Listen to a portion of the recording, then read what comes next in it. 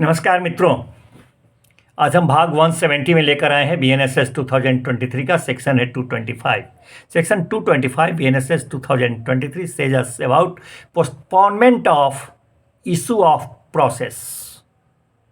आदेशिका का जारी किए जाने का मुलतवी कर दिया जाना। कहता है मित्रों ये सेक्शन कि यदि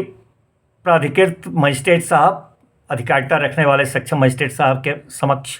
लिखित परिवाद दायर किया जाता है या फिर सेक्शन 212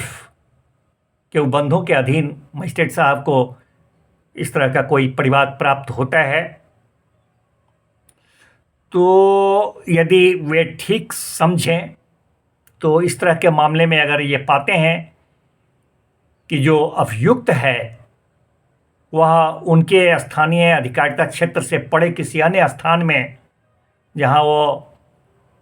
उनका अधिकार नहीं है, अधिकारिता नहीं है, वहां वह रह रहा है,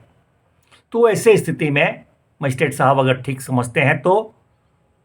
अभियुक्त के विरुद्ध आदेश का जारी किया जाना को मुलतवी कर देते हैं,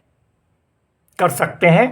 ही में postpone the issue of process against the accused. और जब इस तरह से करते हैं, पोस्टपोन कर देते हैं, तब करते क्या है, तो इस बात का विनिश्चय करने के प्रयोजन से कि कार्यवाही करने के लिए पर्याप्त आधार है कि नहीं,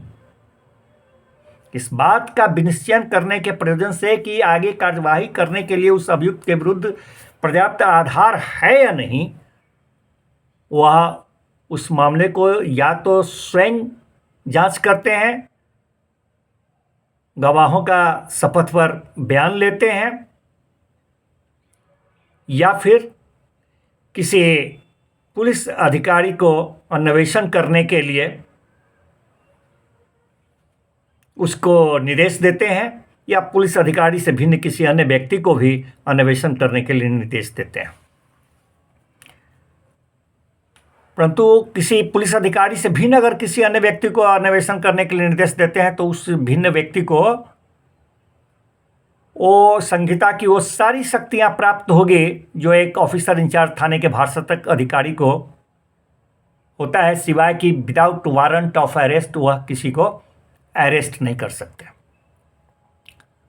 मित्रों ये सेक्शन कहता है कि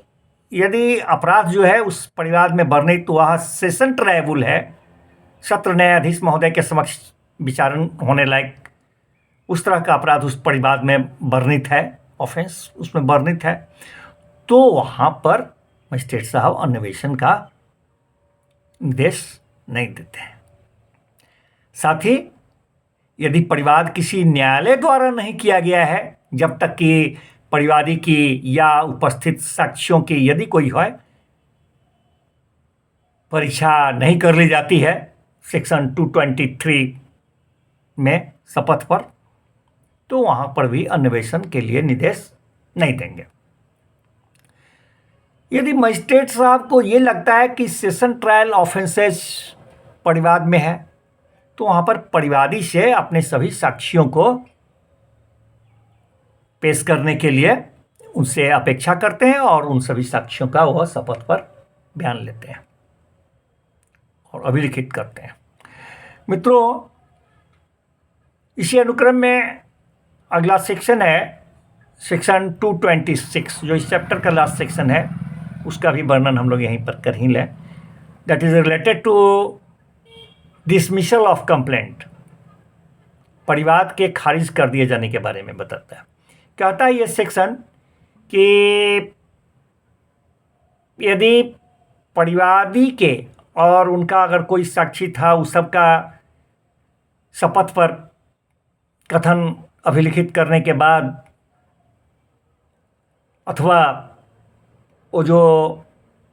पुलिस अधिकारी को अन्वेषण के लिए दिया गया था सेक्शन 225 में, या पुलिस अधिकारी से भिन्न किसी व्यक्ति को दिया गया था सेक्शन 225 में ही अन्वेषण करने के लिए, तो ये सब जो अन्वेषण होकर के आता है, अथवा स्वयं मजिस्ट्रेट साहब परिवादी का अथवा साक्षी का जो शपथ पर उसका कथन अभिलिखित करते हैं। तो इन सब बातों पर विचार करने पर अगर मजिस्ट्रेट साहब का ये राय बनता है कि कार्रवाई करने के लिए पर्याप्त आधार ही नहीं है, तो वह वैसे परिवाद पत्र को क्या करते हैं कि मजिस्ट्रेट साहब खारिज कर देते हैं, और खारिज करने के जो कारण है उसको अभिलिखित करते हैं। धन्यवाद मित्रों, मिलते हैं नेक्स्ट भाग में नेक्स्ट सेक्शन के साथ।